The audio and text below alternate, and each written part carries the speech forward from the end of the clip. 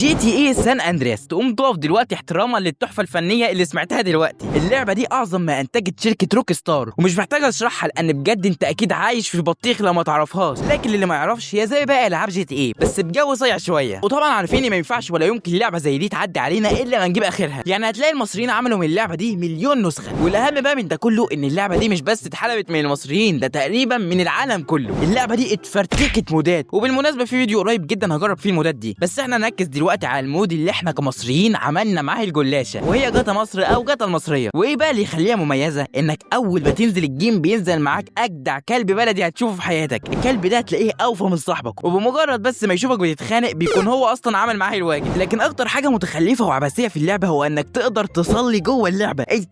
انت بتكون ضارب وقاتل وناقص تاكل مال يتيم وتخش تصلي. واللعبه دي تقريبا كنت كل ما تروح تحمل العاب كانت بتبقى اجباري نازله معاهم. يعني انا كنت اروح عند عم جمعه بتاع السايبر واشبق عليه باحلى 25 جنيه ويدلعني العاب. وبالمناسبه ال 25 دي وقتها كانت تحويشه عمري. ويا ويلك يا عم جمعه لو لعبه طلعت مش شغاله. نفسي ابطل اسرح على موضوع الفيديو شويه.